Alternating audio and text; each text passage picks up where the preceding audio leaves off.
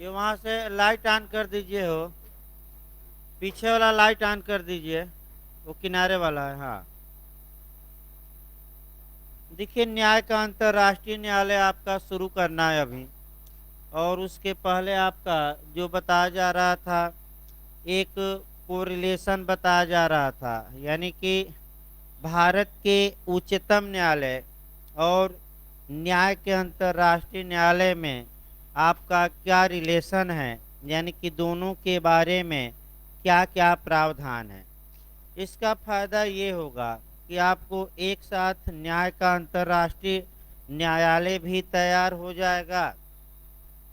और अगर 6-7 क्वेश्चन आते हैं तो 4 से 5 क्वेश्चन इसी लिस्ट से आपको मिल जाएगा। और दूसरा, आपका भारत का उच्चतम न्यायालय के बारे में भी कुछ बातें तैयार हो जाएंगी, जो जीएस और आपका लॉ में काम करेगा।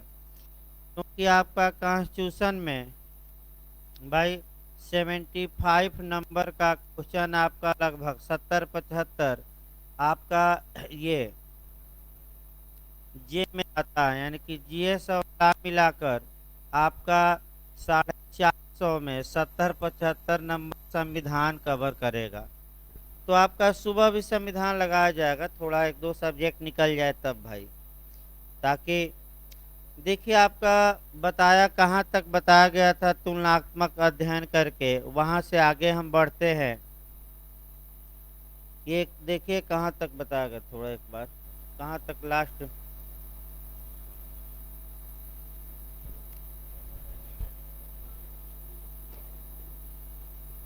सूचना।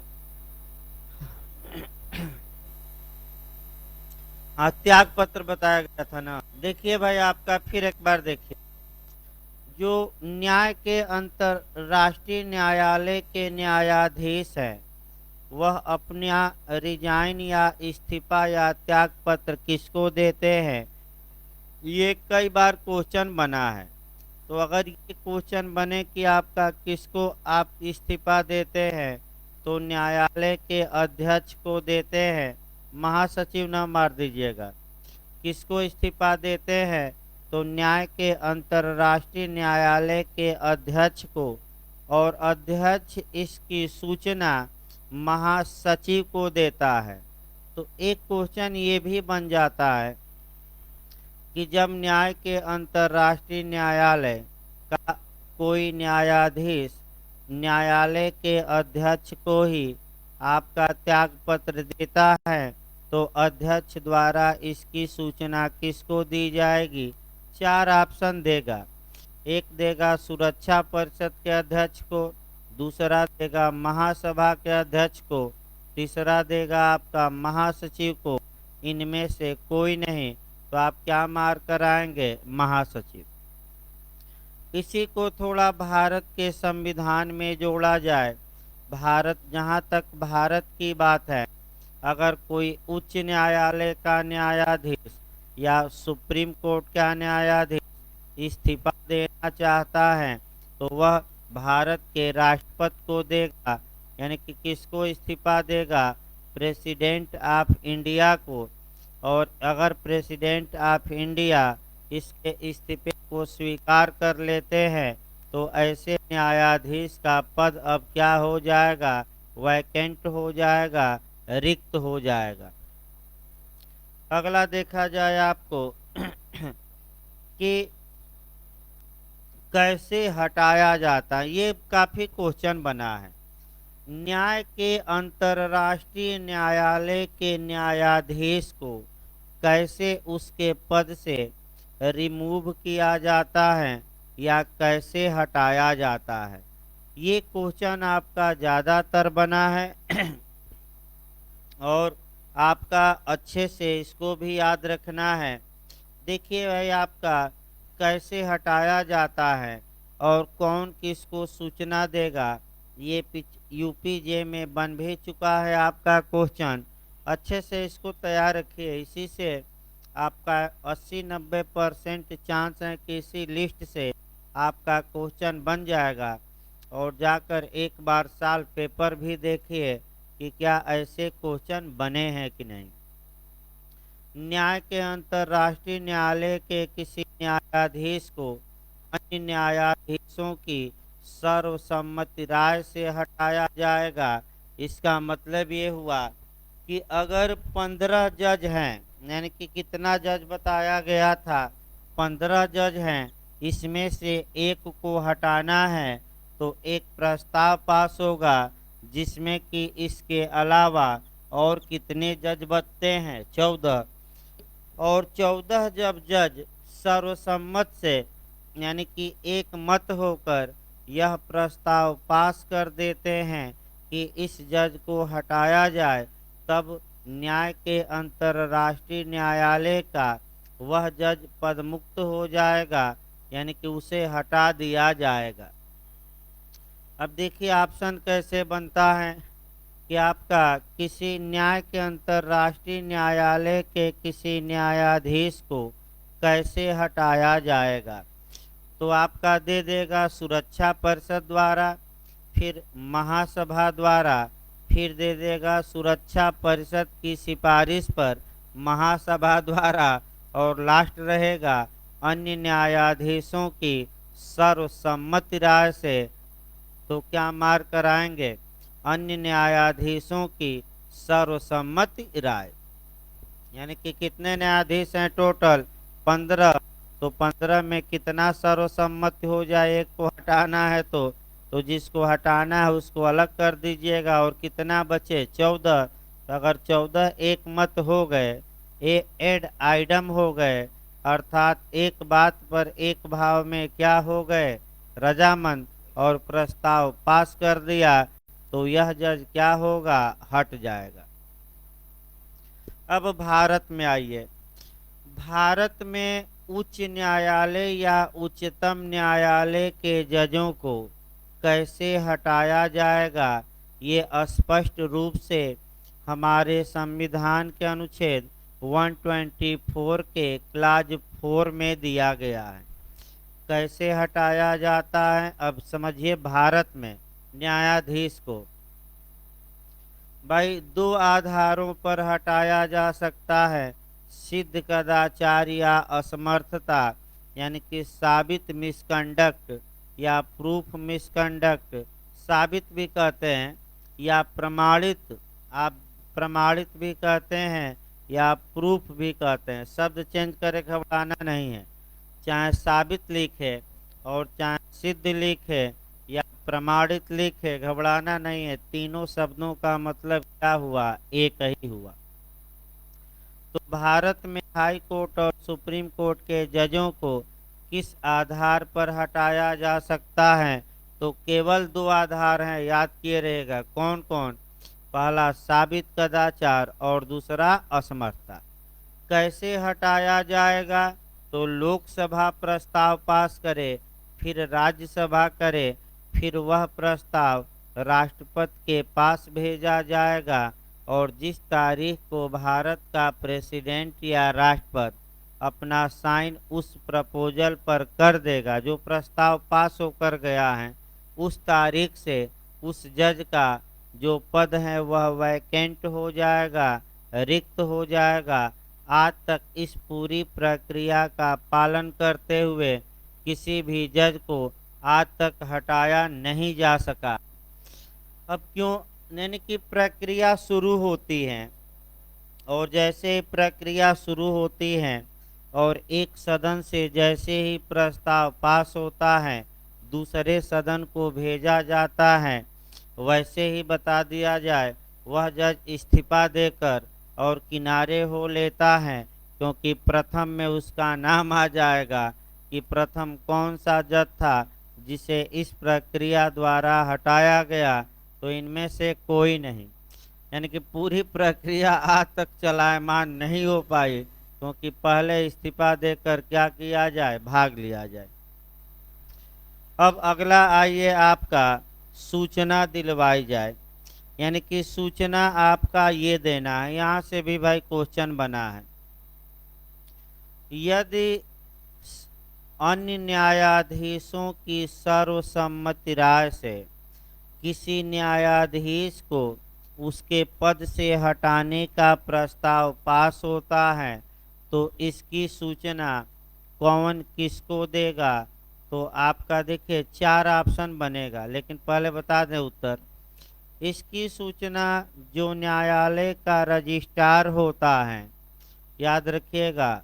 और हिंदी में जो लिखा गया था यूपी में आपका निबंधक, तो रजिस्ट्रार को ही हिंदी में हम क्या कहते हैं, निबंधक या पंजीकरण अपंजीकरण अधिकारी, यानी कि जो रजिस्टर्ड करता है विलेखों को। फिर एक बार देखिए, जब सर्वसम्मति राय से किसी जज को हटाने का प्रस्ताव पास हो जाता है तो ये क्वेश्चन यूपीजे में आ चुका है। इसकी सूचना कौन किसको देगा। तो जो न्यायालय का रजिस्ट्रार है, अर्थात हिंदी में जो न्यायालय का निबंधक है, वह इसकी सूचना महासचिव को देगा। याद रखिए, किसको देगा, महासचिव को। और आपका कह सकते हैं कौन देगा, तो न्यायालय का अध्यक्ष न मारकर आ जाइएगा। कौन देगा, रजिस्ट्रार या निबंधक। बता जाएगा आगे आपका अनुच्छेद वाइज। अब भारत में आ जाइए। जब भारत में जहाँ तक बात है, जब भारत का राष्ट्रपति माने लोकसभा और राज्यसभा द्वारा आपका जो प्रपोजल पास किया गया है उस पर आदेश दे देता है, तो कहीं कोई प्रावधान नहीं है कि कौन किसको सूचना देगा। लेकिन भारत में दूसरा कई जगह प्रावधान है, और वह आपका जो प्रावधान है, वह आपका है कि राष्ट्रपति और उपराष्ट्रपति के बारे में, कि यदि राष्ट्रपति उपराष्ट्रपति को इस्तीफा देता है तो उपराष्ट्रपति इसकी तत्काल सूचना किसको देंगे, लोकसभा के अध्यक्ष को। यानी कि भारत में, फिर एक बार देखिए, यदि भारत का प्रेसिडेंट वाइस प्रेसिडेंट को अपना इस्तीफा सौंपता है तो वाइस प्रेसिडेंट इसकी तत्काल सूचना, देर नहीं करना है, किसको देंगे, तो लोकसभा के अध्यक्ष को। अगला चला जाए आपका नियुक्ति आ जाइए। जहाँ तक नियुक्ति में देखिए, न्याय के अंतर्राष्ट्रीय न्यायालय, ये भी खूब क्वेश्चन बन चुका है, जाकर देखिएगा, कई बार बना है कि न्याय के अंतर्राष्ट्रीय न्यायालय के जजों की जो नियुक्ति होती है वह कैसे की जाती है। देखिए आपका 4 ऑप्शन इसमें भी भरमाऊ बनता है। पहला बन जाएगा महासचिव द्वारा, दूसरा बन जाएगा सुरक्षा परिषद की सिफारिश पर महासभा द्वारा, तीसरा बन जाएगा आपका महासभा की सिफारिश पर आपका सुरक्षा परिषद द्वारा। लेकिन एक ऑप्शन ऐसा बनेगा कि महासभा और सुरक्षा परिषद द्वारा समानांतर मतदान द्वारा। तो ये ऑप्शन सही है। देखिए कैसे चुना जाता है। अब जजों की लिस्ट भेज दी गई, उस लिस्ट पर सुरक्षा परिषद भी अलग वोटिंग करेगी और महासभा अलग वोटिंग करेगी, लेकिन जो वोटिंग होगा वह एक साथ होगा। फिर एक बार समझिए, कठिन है थोड़ा, यानी कि सबसे कठिन आपका न्याय का अंतर्राष्ट्रीय न्यायालय ही है। फिर एक बार इसको समझिए, यानी कि महासभा अलग वोटिंग करेगी उन नामों पर, सुरक्षा परिषद अलग वोटिंग करेंगी, लेकिन अलग अलग समयों पर नहीं, एक ही समय पर। और जो व्यक्ति सुरक्षा परिषद और महासभा में बहुमत प्राप्त कर लेता है वह न्याय के अंतर्राष्ट्रीय न्यायालय का जज नियुक्त हो जाता है। यानी कि इसका मतलब ये हुआ कि सुरक्षा परिषद और महासभा द्वारा एक ही समय में समानांतर वोटिंग द्वारा जजों की नियुक्ति होती है। और कौन व्यक्ति जज नियुक्त हो जाएगा, जो एक में बहुमत पाया हो कि दोनों में, दोनों में।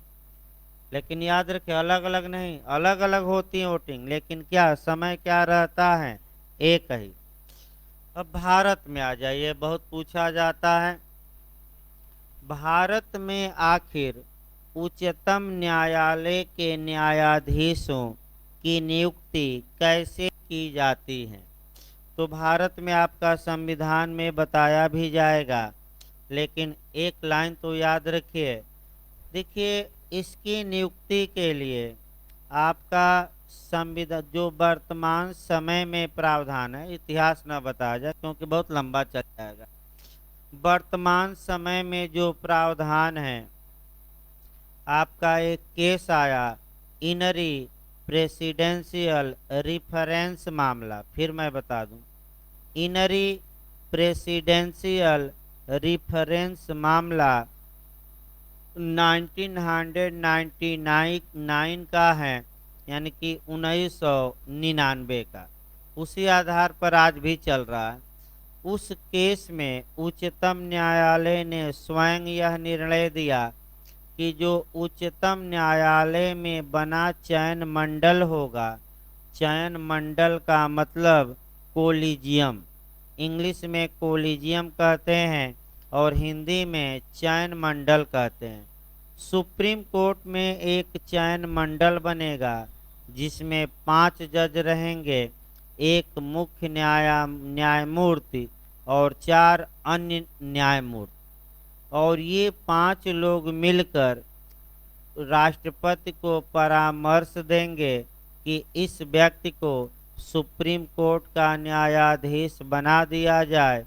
तो राष्ट्रपति सामान्यतः बाध्य हैं कि उनको जज बनाए।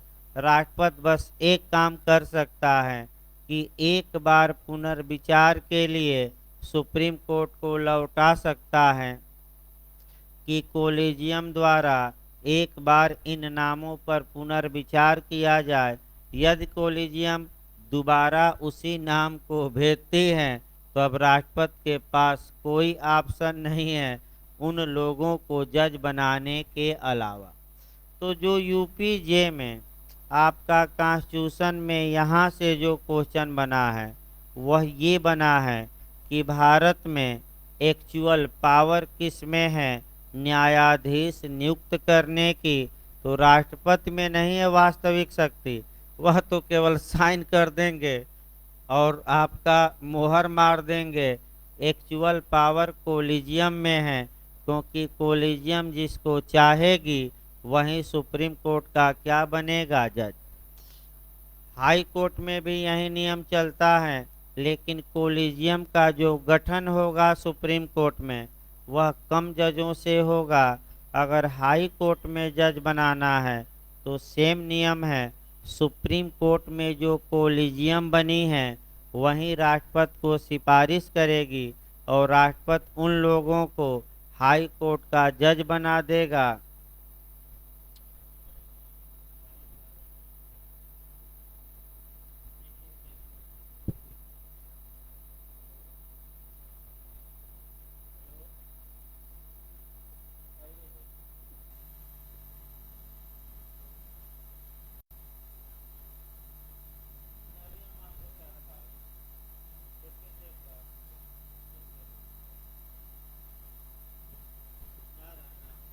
हेलो, आवाज भी चेक कर लीजिए भाई। हेलो, देखिए आपका ये क्वेश्चन आपका इंटरव्यू में भी बना है और प्री में भी कि एक्चुअल पावर किस में है। तो क्या मार कर आएंगे, सुप्रीम कोर्ट हाई कोर्ट नहीं, बस किस में, कोलिजियम। कोलिजियम कितने से बनेगी, अगर सुप्रीम कोर्ट में नियुक्ति करना है किसी व्यक्ति को जज के रूप में 5, और हाई कोर्ट में करना है तो 5 न मारिएगा, 3 मारिएगा। यानी कि उच्चतम न्यायालय का मुख्य न्यायमूर्ति और 2 अन्य न्यायमूर्ति जिस नाम की सिफारिश करेंगे वहीं हाई कोर्ट का क्या बनेगा, जज। ये देखिए, इस बात को लेकर हमेशा विवाद उत्पन्न होता रहता है और ये आरोप लगते हैं जजों पर कि जजों के लड़के ही जज बना दिए जाते हैं और इसमें भी रिजर्वेशन की मांग की जाती है, तो आपका इंटरव्यू में भी पूछा जाता है कि हायर जुडिशरी में रिजर्वेशन है कि नहीं, तो आपका जवाब रहेगा नहीं है। होना चाहिए कि नहीं होना चाहिए, ये बहुत खतरनाक बिंदु है, क्योंकि एक हाई कोर्ट का जज भी बैठा रहेगा इंटरव्यू बोर्ड में और ऐसा कुछ न बोलिए कि उसकी भावनाएं क्या हो, आहत हो। अब वो अलग बात है क्या हो सकता है क्या नहीं, लेकिन बहुत आपका क्वेश्चन संभाल के और इसका जवाब देना है। आगे देखिए भाई आपका, यानी कि कैसे आपका एक्चुअल पावर किस में है, तो हमने फिर बताया कि आपका किसी न्याय के अंतर्राष्ट्रीय न्यायालय के किसी जज को कैसे अपॉइंट किया जाएगा, ये रट्टा मार कर जाना है। और भारत में सुप्रीम कोर्ट में कैसे जज बनाया जाएगा। अब आगे चलिए, आगे बढ़ा जाए, कार्यकाल देखा जाए, ये भी कई बार क्वेश्चन बना है। न्याय के अंतर्राष्ट्रीय न्यायालय के जजों का कार्यकाल कितने समय के लिए होता है, तो 9 वर्ष, 9 इयर्स, याद रखिएगा, फिर एक बार बताया जा रहा है। जज कितने होते हैं, टोटल 15, और एक जज कितने समय तक अपने पद पर बना रहेगा, तो आप क्या बताएंगे, 9 इयर्स। भाई इसको लिखवा जाएगा, लेकिन अच्छे से इसको तैयार रखिए। अब भारत का सुप्रीम कोर्ट आ जाइए। भारत के उच्चतम न्यायालय के जो जज हैं वह कितने साल के लिए नियुक्त होते हैं, देखिए ऑप्शन भरमाऊ, 2 साल, 8 साल, 9 साल, इनमें से कोई नहीं। तो क्या मारेंगे, इनमें से कोई नहीं। कितनी एज तक ये लोग जज बने रहेंगे, एज निश्चित है, समय निश्चित नहीं है, तो कितनी एज तक, 60 साल, 62 साल, 65 साल, हाँ 65, बस एक लाइन। यानी कि फिर एक बार इसको कोरिलेट करिए तो न्याय के अंतर्राष्ट्रीय न्यायालय के न्यायाधीशों का कार्यकाल कितने समय के लिए होता है, गलत न हो, कितने समय के लिए, 9 वर्ष।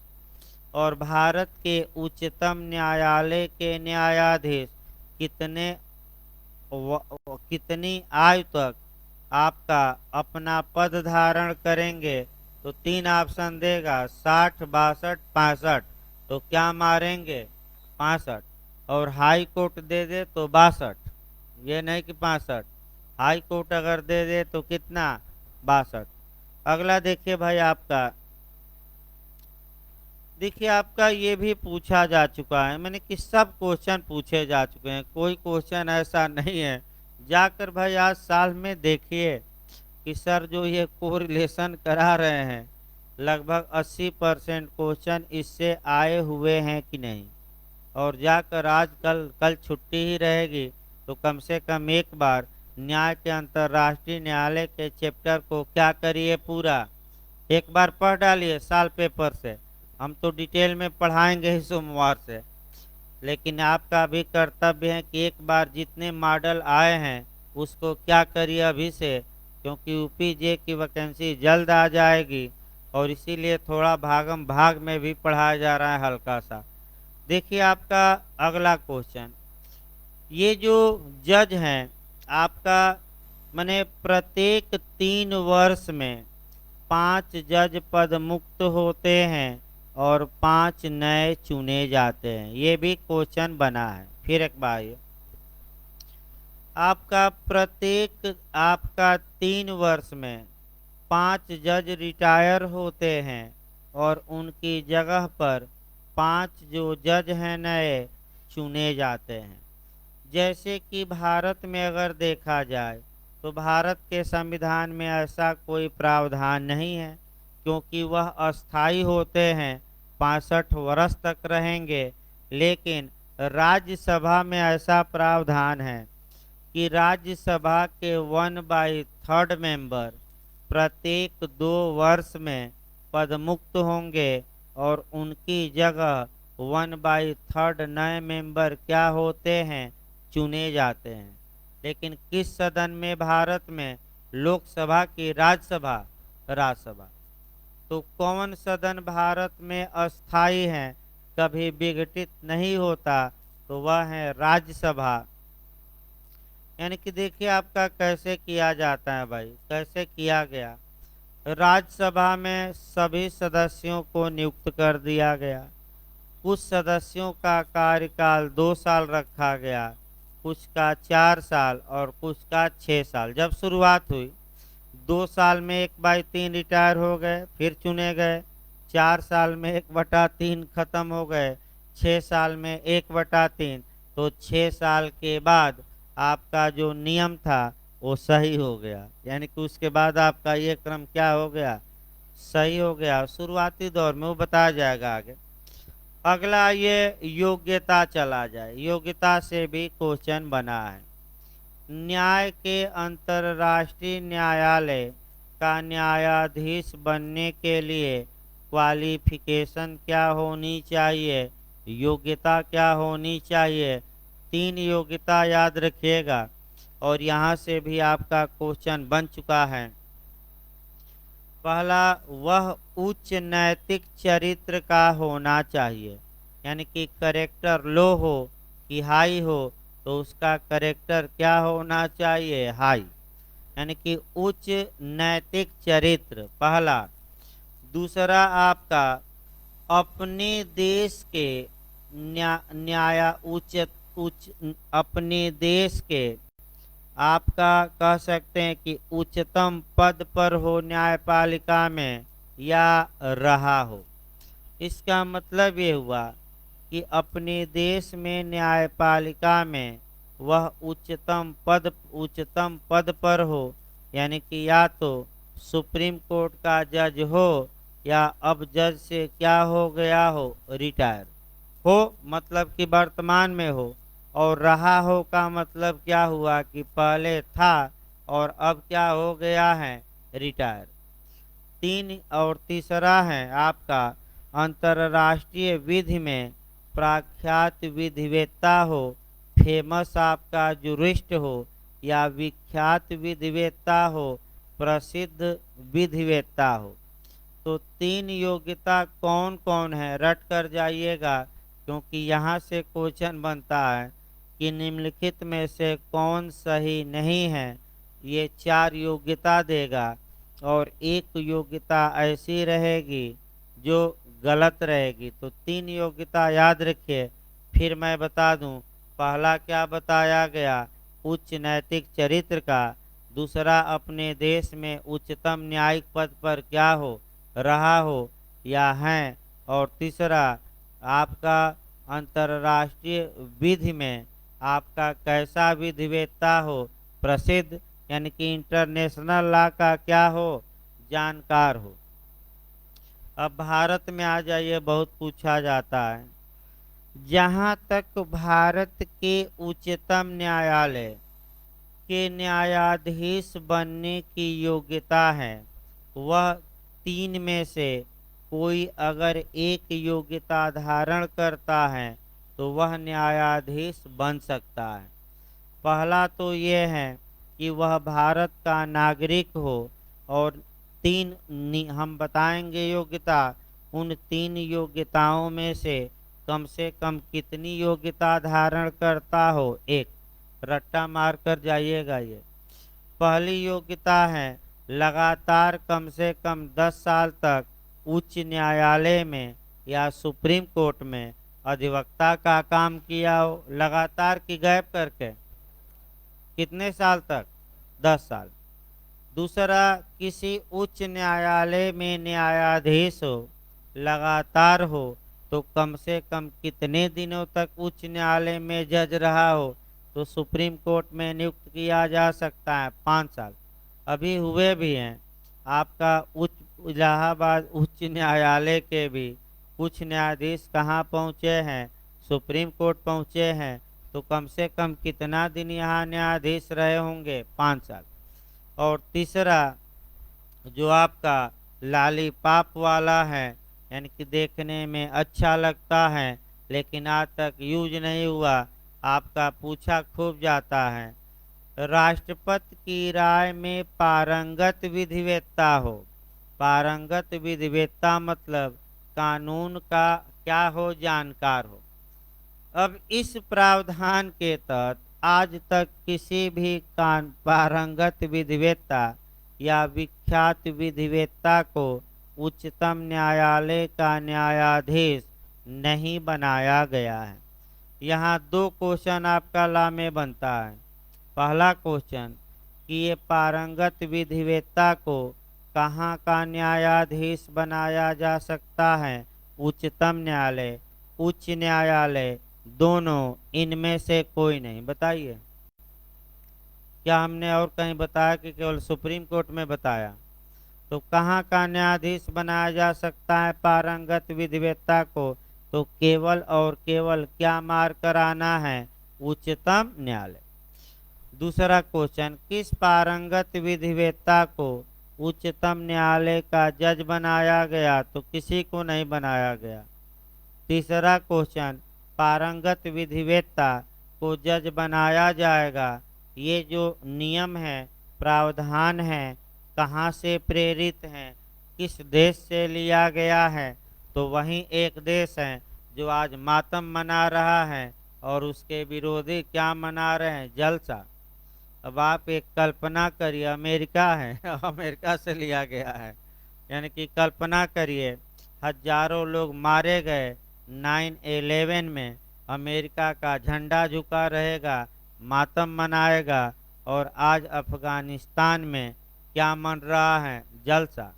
यानी कि न आपका जले पर क्या छिड़क देना, नमक। मैंने इतना कमजोर कभी अमेरिका दिखा नहीं। और लादेन ने भी भविष्यवाणी बहुत समय पहले कर दी थी कि जब बाइडेन आएंगे तब आपका इधर सही रहेगा, क्योंकि वह एक कमजोर व्यक्ति हैं। और जैसे अशरफ गनी कमजोर देश छोड़कर ही क्या किए, भाग लिए। तो बाइडेन अब देखिए होगा क्या कि पूरा विश्व देखिए धीरे धीरे अमेरिका को ही दोषी ठहरा रहा है, चीन भी ठहरा रहा है, उधर रूस भी ठहरा रहा है, जर्मनी भी अब धीरे धीरे कह रहा है कि गलती किए जल्दी निकल कर। और धीरे धीरे आपका जो तानाशाही होती है वो दूर होती है। तो धीरे धीरे माहौल बना रहा है। भारत क्या करे, न 3 में न 13 में, भाई रूस से भी संबंध बनाना है, अमेरिका से भी। तो भारत अपना गुप्त रूप से क्या कर रहा है, रणनीति बना रहा है कि क्या किया जाए। तो आगे देखिए भाई आपका, अब तो आ गया योग्यता, अब तो याद रहेगी। फिर एक बार देखिए, बहुत ज़्यादा भरमाऊ क्वेश्चन बनता है। न्याय के अंतर्राष्ट्रीय न्यायालय के जज बनने के लिए कितनी योग्यता? 3। और सुप्रीम कोर्ट का भी जज बनने के लिए 3 में से कोई एक। और वहाँ तीनों एक साथ, यहाँ 3 में से कोई एक। अगला देखिए, अब कोरम देखा जाए। न्याय के ये भी क्वेश्चन बहुत बार बना है। कोरम, कोरम समझ रहे हैं कि नहीं, इंग्लिश शब्द है। कोरम मतलब गणपूर्ति, ना तो लिख लेना है, लिखवा भी जाएगा। कोरम का मतलब गणपूर्ति। अब आइए कोरम पर पहले आपका लोकसभा और राज्यसभा का बना बताइए कि कम से कम कितने % मेंबर लोकसभा में उपस्थित रहेंगे तो लोकसभा चल पाएगी, कोरम पूरा होगा।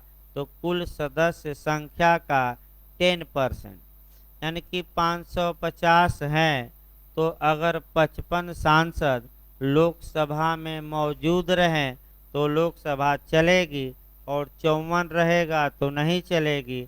और अध्यक्ष द्वारा लोकसभा को क्या किया जाएगा, स्थगित। तब यहाँ भी सतर्क रहना है। न्याय के अंतर्राष्ट्रीय न्यायालय में कोरम कितना है, 9 जज। यानी कि जब तक कि कम से कम 9 जज न रहें तब तक न्याय का अंतर्राष्ट्रीय न्यायालय काम ही नहीं कर सकता, काम नहीं करेगा। तो एक क्वेश्चन इस पर अच्छा बनता है कि न्यायालय के गठन के लिए, देखिए क्या क्वेश्चन बना है, थोड़ा घुमावदार, 15 नहीं मारना है, यहाँ क्वेश्चन घुमाना है। न्याय के अंतर्राष्ट्रीय न्यायालय के गठन के लिए कम से कम कितने जजों का होना आवश्यक है। तो गठन के लिए कम से कम कितने जज की कोरम पूरा हो जाए तो क्या मार कराएंगे 9। तो 9 तीन जगह से याद रखना है। एक तो 9/11 आज हो गया, फिर आपका दूसरा कार्यकाल कितने साल के लिए 9 ईयर के लिए, और फिर तीसरा आपका गणपूर्ति या कोरम कितने जजों में होगा 9। यानी कि फिर एक बार समझिए, थोड़ा कठिन है। यदि कम से कम 9 जज हो, न्याय के 15 में से 9 जज चुने गए हों, तब न्याय के अंतर्राष्ट्रीय न्यायालय का जो गणपूर्ति या कोरम पूरा होगा और न्याय का अंतर्राष्ट्रीय न्यायालय काम कर पाएगा। अगर 9 से कम जज हैं तो ये न्यायालय काम नहीं कर पाएगा। इसी को हम क्या कहते हैं, कोरम या गणपूर्ति। अब आइए, आपका भारत का उच्चतम न्यायालय जरूर पकड़े रहिए। भारत के उच्चतम न्यायालय में क्या कहीं कोरम का प्रावधान है कि नहीं, तो सामान्यतः नहीं है। लेकिन यह जरूर है कि अगर कोरम पूरा न हो तो हाई कोर्ट से भी जज मंगा लिए जाएंगे कुछ समय के लिए, और रिटायर जजों को भी आपका बुलाया जा सकता है। लेकिन कोरम कितना हो, यानी कि कम से कम सुप्रीम कोर्ट में कितने जज नियुक्त हो जाएंगे तो सुप्रीम कोर्ट काम करना शुरू करेगा, इस बारे में हमारा संविधान कोई प्रावधान नहीं करता। लेकिन अब लेकिन लगाकर भी पढ़ना है। लेकिन हमारा संविधान दो ऐसी कंडीशन बताता है अनुच्छेद 145 में, जहाँ की कम से कम 5 जजों द्वारा ही उस मामले की सुनवाई की जाएगी। अर्थात अगर मामला ऐसा है तो तभी सुनवाई की जाएगी जब कम से कम कितने जज हो, 5। दो कंडीशन याद रखिए। पहला कंडीशन है कि अगर संविधान का निर्वचन या इंटरप्रिटेशन करना है, संविधान की व्याख्या करनी है, तो कब कम से कम 5 जज होने चाहिए सुप्रीम कोर्ट में, और 5 जज मिलकर सुनवाई करेंगे कम से कम। तो पहला कंडीशन क्या मिला, जब किसका इंटरप्रिटेशन करना हो, कॉन्स्टिट्यूशन का। रट कर जाइए, ये आपका टीटी में आया था कि संविधान के निर्वचन के लिए कम से कम जजों की संख्या। तो जीएस वाले निर्वचन ही नहीं समझ पाए कि निर्वचन किस चिड़िया का नाम है। अरे निर्वचन मतलब व्याख्या करना, एक्सप्लेन करना, उसका अर्थ बताना हो, इसका मतलब ये हुआ। तो कम से कम कितने जज। और दूसरा, जब भारत का राष्ट्रपति आर्टिकल 143 के तहत क्या मांगता है, एडवाइजरी किससे मांगता है, सुप्रीम कोर्ट से। तो जब एडवाइजरी सुप्रीम कोर्ट द्वारा दी जाएगी तो सुप्रीम कोर्ट का एक जज देगा कि 2 कि 3 कि 4 कि कम से कम 5 मिलकर। तो कितनी कंडीशन में कम से कम 5 जजों की आवश्यकता पड़ेगी ही। तो कितनी कंडीशन है, 2। पहला क्या है आपका, याद रखिए, संविधान का क्या करना हो, व्याख्या। और दूसरा रट्टा मारना है, जब भारत का राष्ट्रपति क्या करे, किससे सलाह मांगे, सुप्रीम कोर्ट से। अब तक सबसे बड़ी पीठ कितने की बनी है। अब एकदम धीरे धीरे फ्लो में आइए, क्योंकि वैकेंसी जैसे ही आएगी वैसे ही हल्का सा स्पीड बढ़ाने की बढ़ेगी, क्योंकि भाई हम पर भी दबाव है। इतना दिन बंद भी रहा और आपका खुलते ही, यानी कि सिर मुड़ाते ही ओले पड़ गए, यानी कि खुलते ही कोचिंग एग्जाम एग्जाम एग्जाम। तो प्रयास ये करिए कि भाई आप भी थोड़ा स्पीड बढ़ाइए। 1.5 साल तो मौनी बाबा जैसे घर में पढ़े थे। तो दिमाग को खोलिए और थोड़ा बहुत स्पीड पढ़ने की क्या करिए, बढ़ाइए। अगर इस बार देना है तब, और न देना हो तब तो अन्य राज्यों का दीजिए। आइए, तो कोरम के लिए बताया गया, सबसे बड़ी पीठ बता दिया जाए तब आगे चला जाए। अब तक जो सबसे बड़ी पीठ बनी है वह केशवानंद भारती के केस में बनी है 13 जजों की। कितने जजों की? तो सबसे बड़ी पीठ किस केस में बनी थी? अब रटिए, केशवानंद भारती। कितने जज थे? 13। और बताया जाएगा। अगला देखिए भाई आपका, अब देखा जाए जो न्यायालय में ये भी क्वेश्चन आ चुका है। न्यायालय में 15 न्यायाधीश होते हैं न्याय के अंतर्राष्ट्रीय न्यायालय में, ये तो लगातार बताया जा रहा है। तो जब 15 न्यायाधीश होते हैं तो ऐसी दशा में उसमें जो होते हैं, एक को न्यायालय का अध्यक्ष बनाया जाता है। ध्यान से समझिएगा, एक अध्यक्ष हो गया उसी में से, और आपका 2 को उपाध्यक्ष बनाया जाता है। उपाध्यक्ष में आपका बंटवारा कर दिया जाता है। प्रथम उपाध्यक्ष कर दिया जाता है और द्वितीय उपाध्यक्ष, यानी कि आपका अब बंटवारा करिए। 15 जजों में से एक को, माने न्याय के अंतर्राष्ट्रीय न्यायालय के 15 जजों में से एक जज को अध्यक्ष बनाया जाएगा और 2 को उपाध्यक्ष। उपाध्यक्ष में नाम रहेगा प्रथम उपाध्यक्ष और द्वितीय उपाध्यक्ष। तो टोटल आपका अध्यक्ष कितने होते हैं? 1। और उपाध्यक्ष पूछ सकता है कितने? 2। और इसके बाद बचा ही कितना? 15 में से 3 निकाल दीजिए तो कितना बचा? 12। यानी कि अन्य कितने बच गए? 12। अब देखिए यही पूछा जाता है, इनकी जो चुनाव होता है न्यायाधीशी करते हैं 3 वर्ष के लिए होता है। भाई रटे रहिए, माने किस न्यायाधीश को अध्यक्ष बनाया जाए और उपाध्यक्ष बनाया जाए, ये न्याय का अंतर्राष्ट्रीय न्यायालय ही तय करता है। और एक अपने में से एक को अध्यक्ष बनाएगा और 2 को उपाध्यक्ष। लेकिन ये कितने दिन के लिए बनेंगे? 3 वर्ष। और अध्यक्षता भाई, कोई किसी मामले में अध्यक्षता कौन करेंगे? अध्यक्ष। अध्यक्ष न रहे तो कौन करेंगे? प्रथम उपाध्यक्ष। प्रथम उपाध्यक्ष न रहे तो द्वितीय। अब क्रम बना लीजिएगा, कौन अध्यक्षता करेगा? अध्यक्ष नहीं रहेगा तो, नहीं रहेगा ये तो द्वितीय। भाई यही तो, ये भी 3 साल ही होगा।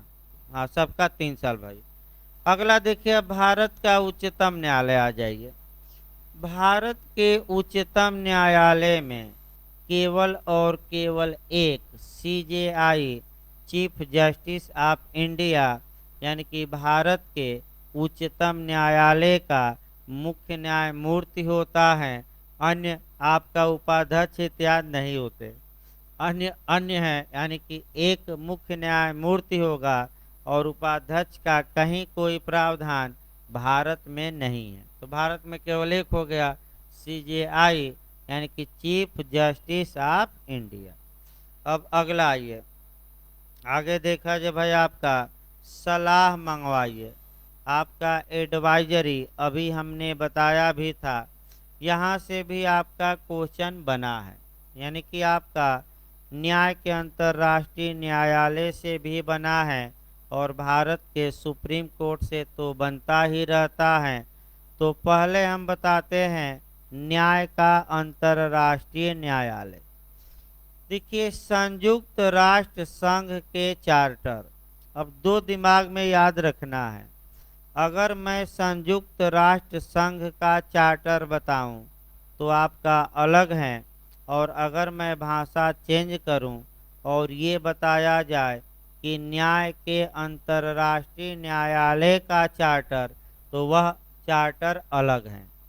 तो हम ये याद रखिए, दोनों अलग अलग। क्या बोला जा रहा है, क्या इसमें पूछा जा रहा है, वह भी दिमाग में रखना पड़ेगा।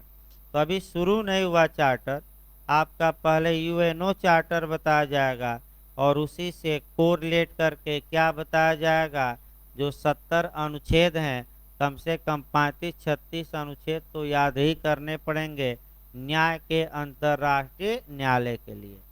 तो फिर एक बार देखिए, सलाह मंगवा दिया जाए और यहाँ से भी आपका क्वेश्चन बना है कि न्याय के अंतर्राष्ट्रीय न्यायालय से जो एडवाइजरी या सलाह मांगी जाती हैं वह संयुक्त राष्ट्र संघ के चार्टर के आर्टिकल 96 के तहत आ चुका है। किसके तहत?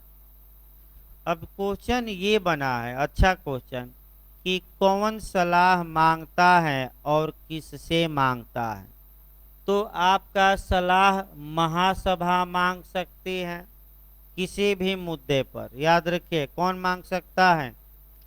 दूसरा, सुरक्षा परिषद मांग सकती है किसी भी मुद्दे पर।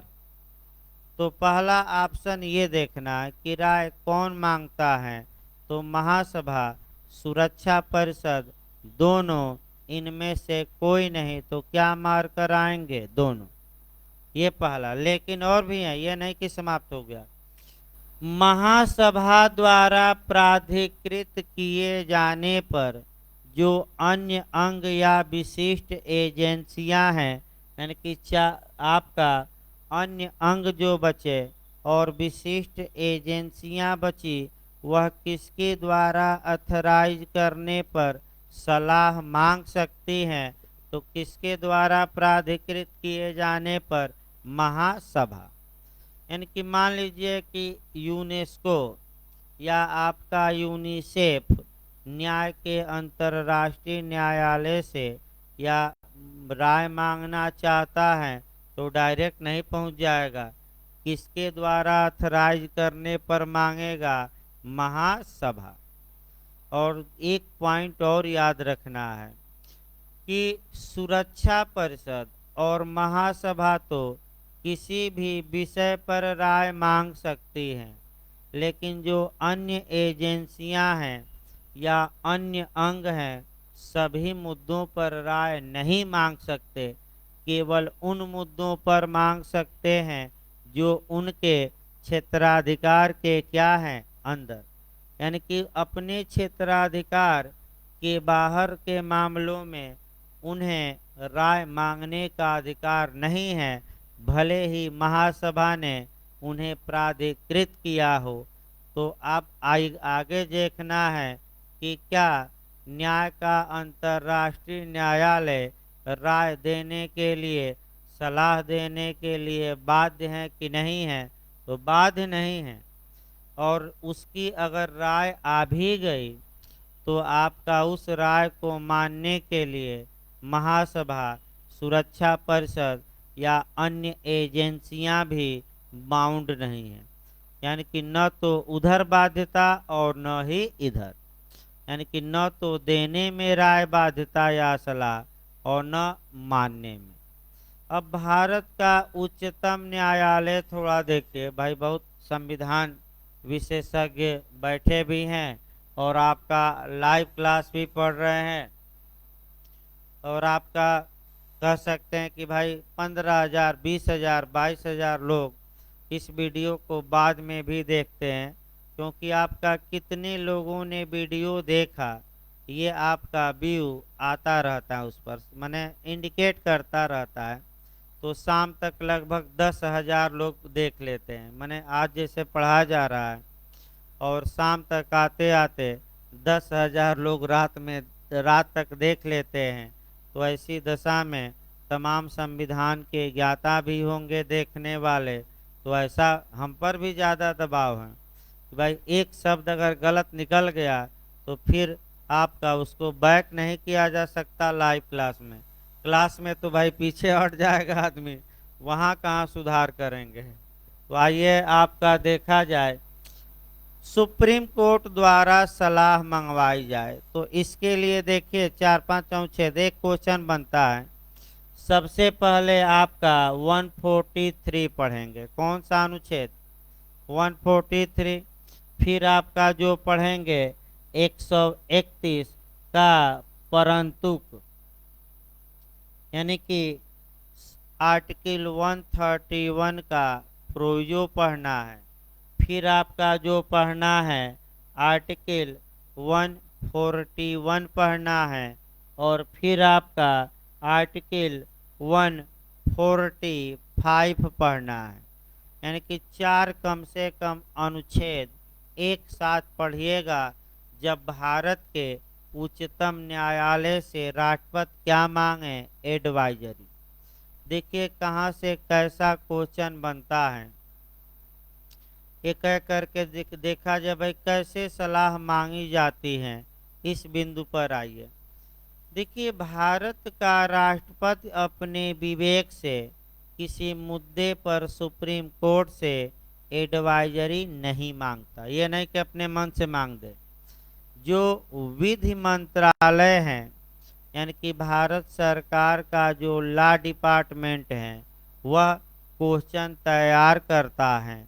फिर अटॉर्नी जनरल ऑफ इंडिया यानी कि भारत के महान्यायवादी को वह प्रश्न भेजा जाता है कि कहीं कोई गलती तो नहीं है, आप एक बार इसको चेक कर लीजिए। भारत का महान्यायवादी उन प्रश्नों को ओके करता है, तब आपका उन प्रश्नों को कैबिनेट द्वारा आपका भारत के राष्ट्रपति को भेजा जाता है। तो भारत का राष्ट्रपति अपने मन से नहीं मांग लेता सलाह, ये किसके परामर्श से मांगता है, कैबिनेट या मंत्रिमंडल। फिर भारत का राष्ट्रपति उन प्रश्नों को सुप्रीम कोर्ट को भेजेगा, तो सुप्रीम कोर्ट को भेजेगा तो ऐसी दशा में पहला क्वेश्चन किस आर्टिकल के तहत परामर्श मांगने के लिए क्वेश्चन भेजेगा, तो 143 यानी कि आपका 143। तो भारत का राष्ट्रपति सुप्रीम कोर्ट से एडवाइजरी मांगता है, किस आर्टिकल के तहत मांगता है, तो पहला यही याद करना है, कौन सा अनुच्छेद, 143। अब आइए किस बिंदु पर मांग सकता है, ये भी पूछा गया, तथ्य के प्रश्न पर, विधि के प्रश्न पर, यानी कि question of fact, question of law, दोनों इनमें से कोई नहीं। तो क्या मार्क कराएंगे, दोनों। तथ्य के प्रश्न पर भी और कौन से प्रश्न पर, विधि के भी। अगला क्वेश्चन भी काफी महत्वपूर्ण है, किसी विवाद के उत्पन्न होने के पूर्व मांगा जा सकता है सलाह, कि विवाद उत्पन्न होने के पश्चात, कि दोनों। रट कर जाइएगा, दोनों, यानी कि अभी विवाद उत्पन्न होने की संभावना है तब भी मांगा जा सकता है, और विवाद उत्पन्न हो गया तब भी। अगला क्वेश्चन, क्या उच्चतम न्यायालय राष्ट्रपति को सलाह देने के लिए बाध्य है, नहीं, बाध्य नहीं है। और क्या भारत का राष्ट्रपति उच्चतम न्यायालय द्वारा दी गई सलाह को मानने के लिए बाध्य है, तो आपका जवाब रहेगा बाध्य नहीं है। अब यही क्वेश्चन आपका इंटरव्यू में अटैक करता है प्री में, अच्छा, कि कब भारत का उच्चतम न्यायालय राष्ट्रपति को सलाह देने के लिए बाध्य होता है, तो वही पॉइंट अब आगे पकड़ना है। यदि भारत के राष्ट्रपति ने एडवाइजरी मांगी है और वह जो विषय है वह अनुच्छेद 131 के प्रोविजो में आ जाता है, तो ऐसी दशा में भारत का उच्चतम न्यायालय राष्ट्रपति को राय देने के लिए बाउंड है, बाध्य है। फिर एक बार देखिए, कब भारत का राष्ट्रपति माने कब सुप्रीम कोर्ट राष्ट्रपति को राय देने के लिए बाध्य होता है, तो बस एक लाइन रटना है, जब मामला किससे रिलेटेड हो, आर्टिकल 131 के किस से, प्रोविजो से, और आपका तब तो प्रोविजो में है क्या, बस एक लाइन हम बता दें कि अगर किसी राजा महाराजा जमींदार इत्यादि से 26 जनवरी 1950 के पहले कोई संधि की गई थी, कोई करार किया गया था और उस करार के बारे में व्याख्या करना है, विवाद उत्पन्न हो गया, तो आपका कहीं केस दायर नहीं होगा, तो केस कहीं भारत में दायर ही नहीं हो सकता। तो एक उपाय है कि भारत का राष्ट्रपति किससे एडवाइजरी मांग ले, सुप्रीम कोर्ट से, और सुप्रीम कोर्ट एडवाइजरी देने के लिए इस मामले में क्या होगा, बाउंड। अगला ये भाई, जब सुप्रीम कोर्ट एडवाइजरी देगा तो अभी बताया गया कोरम, तो कितना कम से कम कोरम होना चाहिए, अभी इसके पहले बताया गया था। सलाह में कम से कम कितने जज की पीठ बैठेगी तो सलाह देगी, 5। तो कौन सा अनुच्छेद हमने बताया था, 145। और जो सुप्रीम कोर्ट एडवाइजरी देगा वह जुडिशियल प्रेसिडेंट का काम करेगा, यानी कि न्यायिक पूर्व निर्णय, या वह नजीर बनेगा और भारत के सभी न्यायालय उसको मानने के लिए क्या होंगे, बाध्य। राष्ट्रपति बाध्य नहीं है, लेकिन कौन बाध्य होंगे, हाई कोर्ट और लोअर कोर्ट। याद रखिए, नजीर का काम करता है। अगला देखा जाए भाई, आपका सलाहकारी अधिकारिता हो गई। अब हम देखते हैं आपका अंतर्राष्ट्रीय विधि का स्रोत, यानी कि ये पिछली बार यूपीजे में आया है कि इंटर इंटर अंतर्राष्ट्रीय विधि के स्रोतों का उल्लेख किस आर्टिकल में किया गया है। अनुच्छेद पूछा था पिछली बार, तो रट कर जाना है। अंतर्राष्ट्रीय विधि के स्रोत या सोर्सों का उल्लेख न्याय के अंतर्राष्ट्रीय न्यायालय की संविधि, फिर वही दिमाग में रखना है, संयुक्त राष्ट्र मैं नहीं बोल रहा हूँ, क्या मैं बोल रहा हूँ, न्याय के अंतर्राष्ट्रीय न्यायालय की संविधि के अनुच्छेद 30 में, इस बार अनुच्छेद पूछा था 37, 38, 39, 40, तो किस अनुच्छेद में, 38, 38 में। और 38 जो आर्टिकल हैं ये यूएनओ चार्टर का है कि न्याय के अंतर्राष्ट्रीय न्यायालय का, तो यूएनओ न मार कर आइएगा, ये किसका आर्टिकल है, न्याय के अंतर्राष्ट्रीय न्यायालय। भाई कम से कम अभी शुरुआती दौर में हम बताएंगे 4 स्रोत हैं, उसमें कहाँ से क्या पूछा जाता है, लेकिन कम से कम ये तो याद रखिए कि स्रोत किस आर्टिकल में, एक लाइन तो याद रखिए शुरुआती दौर में, ताकि पढ़ाते समय एक बार और दोहरा दिया जाए। तो किस आर्टिकल में, 38। अब भारत में तो आईपीसी, सीआरपीसी और संविधान तमाम है, क्या बताया जाए स्रोत। अब आइए न्याय के अंतर्राष्ट्रीय न्यायालय के निर्णय का प्रभाव देखा जाए।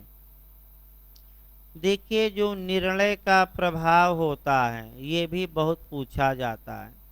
और आपका जो न्याय के अंतर्राष्ट्रीय न्यायालय का निर्णय होगा, अब यहाँ क्वेश्चन ये बनता है, जजमेंट इन पर्सोनम, यानी कि व्यक्तिबंधी होगा, कि जजमेंट इन रेम होगा, यानी कि सौरबंधी, दोनों इनमें से कोई नहीं। पहला क्वेश्चन तो यही बनता है। तो दोनों जजमेंट को पहले समझिए, आपका फिर बताया जाए। अगर कोई निर्णय हम ये कहें कि जजमेंट इन पर्सोनम है, हिंदी में व्यक्तिबंधी है, इसका मतलब ये हुआ कि उस निर्णय से केवल और केवल जो मुकदमे के पार्टी हैं, मुकदमा का पक्षकार हैं, वही बाध्य होता है, अन्य लोग बाध्य नहीं होते। और अगर मैं कभी कहूँ कि जजमेंट इन रेम, अर्थात इसका मतलब हुआ कि उस निर्णय से पूरा विश्व बाध्य होता है, पूरा संसार उस निर्णय को मानने के लिए क्या होता है, बाध्य। तो तुरंत एविडेंस में दिमाग ले जाना है कि जजमेंट इन रेम का प्रावधान खूब पूछा जाता है। सर्वबंधी निर्णय, लोकलक्षी निर्णय, विश्वव्यापी निर्णय, या इंग्लिश में एक लाइन कहते हैं जजमेंट इन रेम एविडेंस की किस धारा में, तो 41, बताया भी जाएगा किस धारा में है। अब आगे फिर बैक होइए।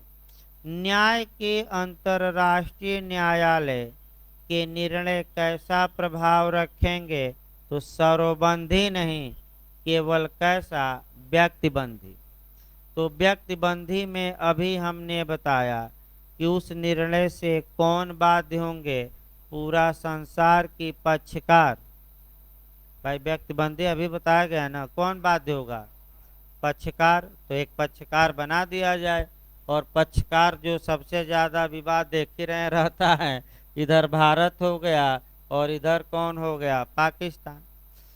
भारत और देखिए, भारत ने या पाकिस्तान ने, भारत ने न्याय के अंतर्राष्ट्रीय न्यायालय में कोई मुकदमा किया पाकिस्तान के खिलाफ। ऐसी दशा में आपका मान लीजिए भारत जीत गया, पाकिस्तान हार गया, तो यह जो फैसला है केवल भारत पाकिस्तान बाध्य होंगे इस फैसला से, यानी कि वाद के पक्षकार बाउंड होंगे कि पूरा विश्व, तो पूरा विश्व नहीं, केवल और केवल कौन। यानी कि इसका मतलब ये हुआ, बहुत अच्छा मॉडल बनता है, यहाँ लोग गलत करके आ जाते हैं, कि न्याय का अंतर्राष्ट्रीय न्यायालय जो भी फैसला देता है उससे केवल पक्ष का, जो राज्य पक्षकार, मुकदमे के पक्षकार राज्य हैं, उसी पर बाध्यकारी होता है।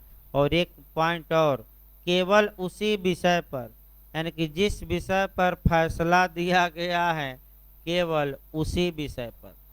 अब भारत के उच्चतम न्यायालय में जोड़िए, क्या भारत का उच्चतम न्यायालय व्यक्तिबंधी निर्णय दे सकता है कि सौरबंधी की दोनों, यानी कि परसोनम की, रेम वाला की दोनों, तो दोनों मार कर आइएगा। अर्थात भारत का उच्चतम न्यायालय ऐसा भी निर्णय दे सकता है जिससे पूरा भारत बाध्य हो, और ऐसा भी निर्णय दे सकता है जो केवल और केवल किसके बीच लागू हो, पक्षकार। अब आइए अगला देखा जाए आपका नियम, नजीर पर आ जाइए। नजीर सुने हैं ना, नजीर मतलब उदाहरण पैदा करना। अब ना सुने तो बताना ही पड़ेगा भाई, क्या किया जाए। नजीर मतलब उदाहरण, उदाहरण मतलब दृष्टांत। कहा जाता है ना कि ये लड़की नजीर बन गई, तो ये लड़का नजीर बन गया, यानी कि लोग आपका उदाहरण देते हैं कि देखो क्या बन गया और तुम वहीं के वहीं रह गए, क्यों रह गए, तुम भी मेहनत करो, तुम भी बनो, तो ये नज़ीर दिया जाता है। जैसे कि आपका मैंने अफगानिस्तान का भी नज़ीर दिया जाएगा भविष्य में, कि 2.5-3 लाख सैनिक थे और सब डरपोक निकले, और डर कर क्या किए, भाग लिए। राष्ट्रपति भी डरपोक निकले। अब कितना दिन जीते, 10 साल 5 साल और ये सही बात है, कितना दिन आप जिंदा रहेंगे तो अलग बात है भाई। देखिए नजीर मतलब ये आप ध्यान से समझिए, न्यायिक पूर्व निर्णय। न्यायिक पूर्व निर्णय का मतलब हुआ जुडिशियल प्रेसिडेंट, अर्थात किसी उच्चतर न्यायालय का दिया गया ऐसा निर्णय जिसमें कोई तथ्य से संबंधित या विधि से संबंधित नया सिद्धांत प्रतिपादित किया गया हो, और उन सिद्धांतों को मानने के लिए जितने न्यायालय उस देश में हैं वे सभी न्यायालय बाध्य होंगे। अर्थात भारत का उच्चतम न्यायालय जो निर्णय देता है वह निर्णय नज़ीर का काम करेगा, और नज़ीर का उल्लेख AIR में है। वकील के चेंबर में जाइए तो ऑल इंडिया रिपोर्टर AIR रखा है, तो वो नज़ीर ही तो है। आपका न्यायिक पूर्व निर्णय को ही हम क्या कहते हैं, नज़ीर। सुप्रीम कोर्ट द्वारा जो भी पहले निर्णय दिए गए हैं उसी किताब में छपे हुए हैं, और उसी को हम कोर्ट में जाकर क्या करते हैं, पेश, कि हजूर इसी मामले में, ऐसे ही मामले में सुप्रीम कोर्ट ने ऐसा किया, अतः इसे नज़ीर मानते हुए आप भी ऐसा करिए। तो इसी को कहा जाता है नजीर। तो अब यहाँ से भी क्वेश्चन आपका ध्यान में रखना है। न्याय के अंतर्राष्ट्रीय न्यायालय का जो निर्णय है वह नजीर नहीं बनता, यानी कि आगे आने वाले मामलों में पूर्व निर्णय का काम नहीं करता। फिर एक बार देखिए, न्याय के अंतर्राष्ट्रीय न्यायालय जो निर्णय देगा वह पूर्व निर्णय के रूप में या नजीर के रूप में काम नहीं करता। तो तुरंत भारत का उच्चतम न्यायालय आ जाइए। क्या भारत के उच्चतम न्यायालय द्वारा दिया गया निर्णय नजीर या जुडिशियल प्रेसिडेंट या न्यायिक पूर्व निर्णय का काम करेगा कि नहीं? करेगा। और अनुच्छेद 141 हमारे संविधान का है, स्पष्ट बताता है कि उच्चतम न्यायालय जो भी निर्णय देगा पूरे भारत के न्यायालय उसे मानने के लिए क्या होंगे? तो नजीर का संवैधानिक आधार कौन सा अनुच्छेद है? पूछा जा चुका है नेट में कि आपका जुडिशियल प्रेसिडेंट का कॉन्स्टिट्यूशनल बेस बताइए, कौन सा आर्टिकल? 141। अगला देखिए भाई आपका, अब अगला देखा जाए, अगर न्याय का अंतर्राष्ट्रीय न्यायालय कोई फैसला देता है तो उस फैसले के विरुद्ध क्या उपाय हैं, ये भी पूछा जा चुका है। देखिए 4 ऑप्शन देगा। अपील होगी। तो अब बताइए, न्याय के अंतर्राष्ट्रीय न्यायालय से बड़ा तो कोई न्यायालय ही नहीं है, तो अब अपील का कहीं कोई प्रावधान नहीं है, क्योंकि सबसे बड़ा न्यायालय कौन है? न्याय का अंतर्राष्ट्रीय न्यायालय। तो पहला ऑप्शन देगा अपील होगी, तो ये अपील नहीं होगी। दूसरा ऑप्शन ये देगा कि निर्देश या रिफरेंस होगा, वो भी नहीं है। तीसरा ऑप्शन देगा पुनर्विलोकन होगा, वो भी नहीं है। चौथा देगा रिवीजन या इसको कहते हैं निगरानी या पुनरीक्षण कराया जा सकता है। तो 4 ऑप्शन में से एक ऑप्शन आपको खोजना है। तो फिर एक बार याद रखिए, अगर न्याय का अंतर्राष्ट्रीय न्यायालय कोई निर्णय देता है तो उस निर्णय का रिवीजन, इंग्लिश में रिवीजन, हिंदी में निगरानी, नहीं उर्दू में निगरानी और हिंदी में पुनरीक्षण कहा जाता है। तो क्या उपाय है, क्या कराया जाएगा? रिवीजन। अब समय भी पूछा जाता है कि कितने साल के अंदर रिवीजन के लिए एप्लीकेशन देंगे, तो 10 ईयर, कितने साल? फिर एक बार हम बता रहे हैं, न्याय के अंतर्राष्ट्रीय न्यायालय ने अगर कोई निर्णय दिया है तो उस निर्णय का पुनरीक्षण कराया जा सकता है, लेकिन पुनरीक्षण कितने साल के अंदर करा सकते हैं न्याय के अंतर्राष्ट्रीय न्यायालय से? तो निर्णय दिए जाने के कितने दिन के अंदर? 10 वर्ष, 10 ईयर।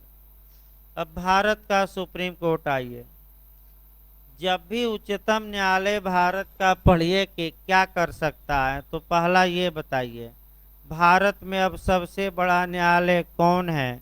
उच्चतम न्यायालय।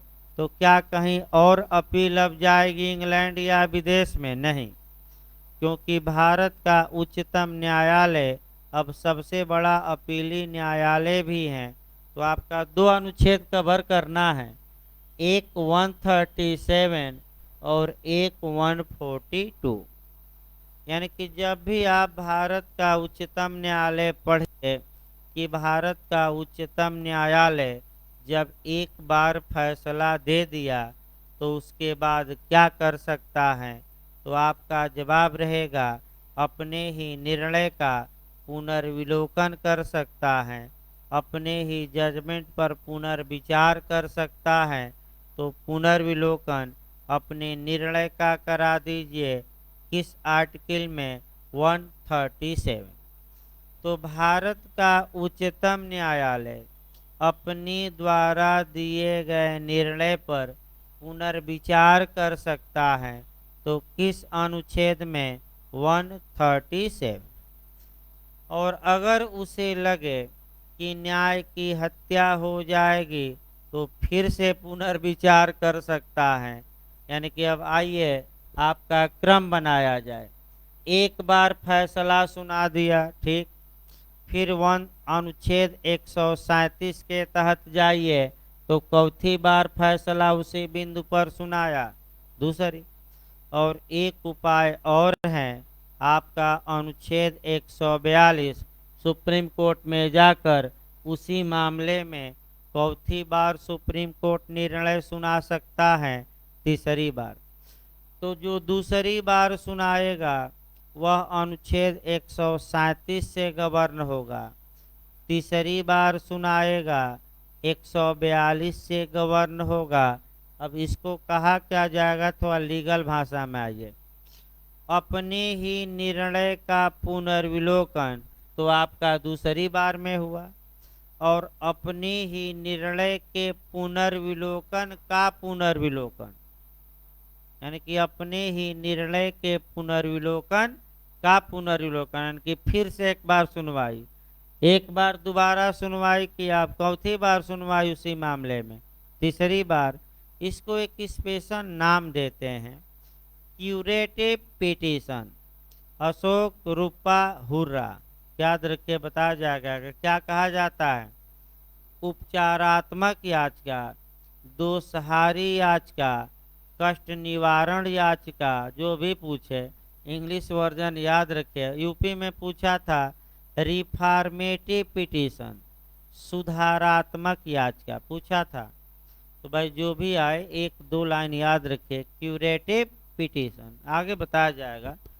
तो भारत का उच्चतम न्यायालय अपने निर्णय का क्या कर सकता है, तो बस एक लाइन, पुनर्विलोकन। अगला देखिए भाई आपका, अब नियम बनवाइए।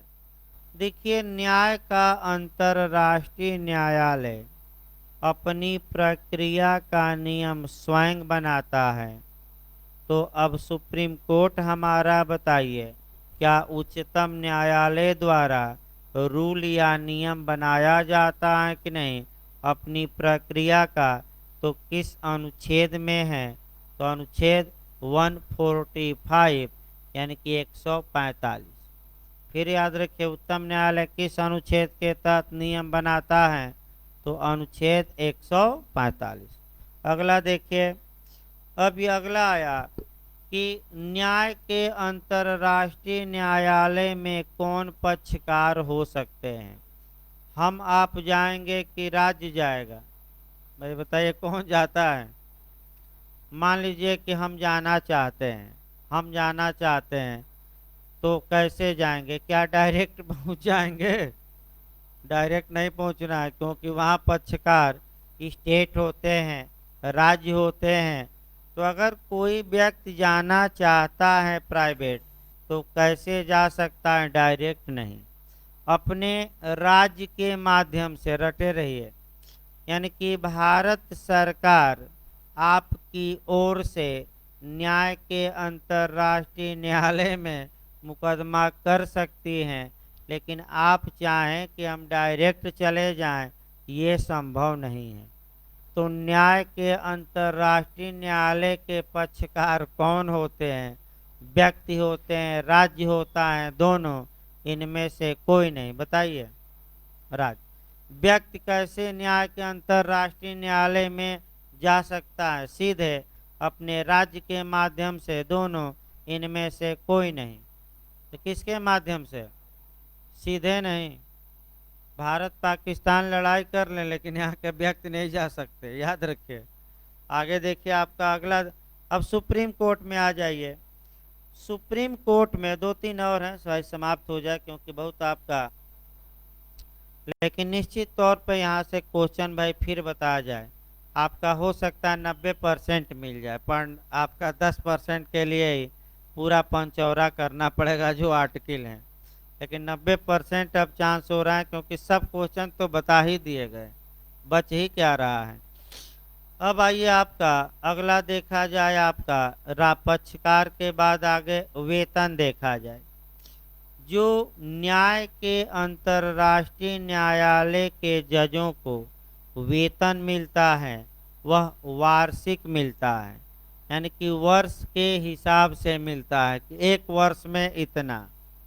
अब बताइए, भारत के उच्चतम न्यायालय के जजों को जो वेतन दिया जाता है मासिक होता है कि सेमेस्टर वाइज, माने 6 माह में, कि वार्षिक? मासिक। लेकिन न्याय के अंतर्राष्ट्रीय न्यायालय में वार्षिक, रटे रहिए। और यहाँ कैसा? मासिक। भाई वार्षिक नहीं, हर एक माह दिया जाता है। अगला ये, अब न्याय का अंतर्राष्ट्रीय जो न्यायालय है वह ओपन कोर्ट होगा, खुला न्यायालय होगा। खुला न्यायालय का मतलब जितने लोग आ सकते हैं आए, और सबके सामने कार्यवाही होगी, किसी के पीठ पीछे नहीं। अब तो लाइव प्रसारण भी होता है, यानी कि न्याय के अंतर्राष्ट्रीय न्यायालय की कार्यवाहियों का लाइव प्रसारण भी होता है और आप देख सकते हैं, इसमें शक नहीं है। तो क्या भारत का उच्चतम न्यायालय खुला न्यायालय है कि बंद न्यायालय? खुला न्यायालय। तो पूछा जाता है एक क्वेश्चन निश्चित तौर पे, आपका अनुच्छेद 145 का क्लाज 4, याद रखें अनुच्छेद 145 का कौन सा क्लाज 4? जैसे ही ओपन कोर्ट पढ़िएगा एक क्वेश्चन को रिलेट करके आ रहा है आपका, चूंकि कई लोग भाई आपका उत्तराखंड भी डाले हैं तो उत्तराखंड में ज़्यादा ये क्वेश्चन आया है। उच्चतम न्यायालय खुला न्यायालय होगा तब मारिएगा 145 अनुच्छेद। सीआरपीसी में ज़्यादा पूछा गया है। आपराधिक न्यायालय खुला न्यायालय होगा सीआरपीसी की धारा में? तो 327 है भाई, 37 नहीं है, 327 में है। और सीपीसी में सिविल न्यायालय खुला न्यायालय होगा तो सीपीसी की धारा 153 का बी या ख। ये पिछली बार उत्तराखंड जे में आया था और ये तो कई बार आ चुका है, यूपी बिहार से लेकर, बिहार में भी आया था कि किस धारा में है कि आपराधिक न्यायालय खुले न्यायालय होंगे। तो सीआरपीसी की कौन सी धारा? 327। सिविल न्यायालय खुले न्यायालय सीपीसी की कौन सी धारा? 153 बी। ख भी आता है हिंदी में। और उच्चतम न्यायालय भी बंद न्यायालय होगा कि खुला? आपका खुला न्यायालय होगा। कौन सा अनुच्छेद? हाँ, ये तीनों याद रखिए एक साथ। अगला देखिए, पिछली बार यूपी जे में ये क्वेश्चन बना है जो बताया जा रहा है कि अंतर्राष्ट्रीय न्यायालय के निर्णयों पर किसका साइन, किसका हस्ताक्षर होता है। देखिए, दे देगा अध्यक्ष का, दूसरा दे देगा रजिस्ट्रार का, यानी कि रजिस्ट्रार को अभी हमने बताया हिंदी में क्या लिखा रहेगा? निबंधक। क्या लिखा रहेगा? रजिस्ट्रार का। अध्यक्ष और रजिस्ट्रार दोनों का, इनमें से कोई नहीं। ये पिछली बार क्वेश्चन आया है। तो जो न्यायालय निर्णय देता है उस पर अध्यक्ष का भी हस्ताक्षर होता है न्यायालय का, और जो रजिस्ट्रार न्यायालय का है उसका भी साइन होता है। तो क्या मार्क कराएंगे? किसका हस्ताक्षर? अध्यक्ष का कि निबंधक का कि दोनों का? दोनों का। और भारत में तो जजों का ही होता है। इसके बाद एडहॉक जज, तो एडहॉक जज बना दिया जाए। एडहॉक जजों की भी नियुक्ति होती है सुप्रीम कोर्ट में, और भारत में भी होती, नहीं, न्याय के अंतर्राष्ट्रीय न्यायालय में भारत में भी होती हैं। तो तुरंत बताइए, जो तदर्थ न्यायाधीश हैं, खूब पूछा जाता है, आईएएस में पूछा गया है। एडहॉक जो जज हैं, अब पहले न्याय के, लास्ट चल रहा है ये, एक दो मिनट और भाई, पहले न्याय के अंतर्राष्ट्रीय न्यायालय के मामले में देखिए, ध्यान से देखना है। मान लीजिए कि न्याय के अंतर्राष्ट्रीय न्यायालय में 15 जज हैं, ठीक, और 15 जजों में से पूरा मिलकर सुनवाई कर रहे हैं। और मान लीजिए भारत और कहाँ का मामला है? पाकिस्तान। और इन 15 जजों में से भारत का भी एक न्यायाधीश है। तो ऐसी दशा में समता बनाए रखने के लिए पाकिस्तान से कहा जाएगा कि आप अगर चाहें तो एक अस्थाई न्यायाधीश यानी कि एडहॉक जज अपनी ओर से क्या कर सकते हैं, इस मामले में नियुक्त कर सकते हैं, क्योंकि भारत का एक जज इस पीठ में है।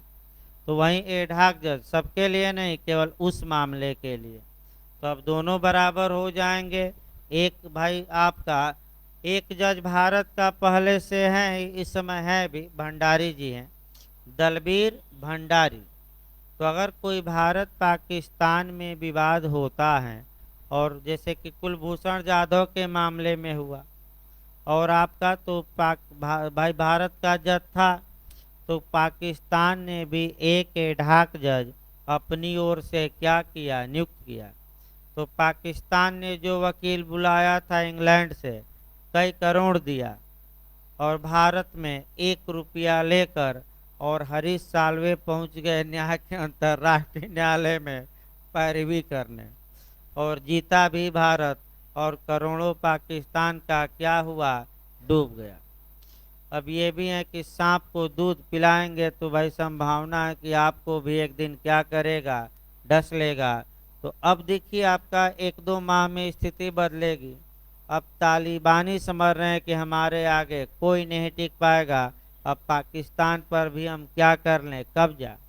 और धीरे धीरे माहौल गर्म हो रहा है, और आपका जनता भी साथ दे रही है कि पाकिस्तान ने ही अफगानिस्तान को बर्बाद कर दिया है। तो ऐसी दशा में अब धीरे धीरे पाकिस्तान पर बम विस्फोट अटैक 1 माह के अंदर देखिएगा ये शुरू हो जाएगा, यानी कि आपका 1 माह के अंदर ही, ज़्यादा समय नहीं लगेगा।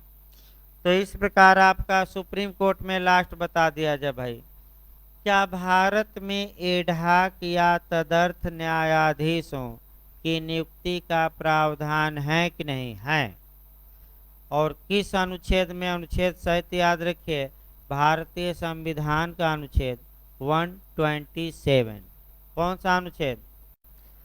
अब अगला लास्ट वाला क्वेश्चन कि तदर्थ न्यायाधीश कहाँ नियुक्त किए जा सकते हैं, गलत न हो किसी भी हाल में, उच्चतम न्यायालय में, उच्च न्यायालय में, दोनों में, इनमें से कोई नहीं। दोनों में नहीं भाई, कहाँ दोनों में, यही तो आज गलती करके लोग आते हैं। फिर एक बार ठीक है भाई, अब आपका देखिए हर एक चीज़ नहीं जान सकते, वो अलग बात है, कुछ तो गलतियां होंगी ही, और जब गलती होगी तभी तो सुधार होगा। जब आपको गलती का एहसास होगा तो घर पर जाकर कम से कम बेयर एक्ट खोल कर देखेंगे कि आर्टिकल 127 में एडहॉक जज केवल और केवल कहाँ अपॉइंट किए जाते हैं, सुप्रीम कोर्ट में, हाई कोर्ट में ऐसा कोई प्रावधान नहीं है।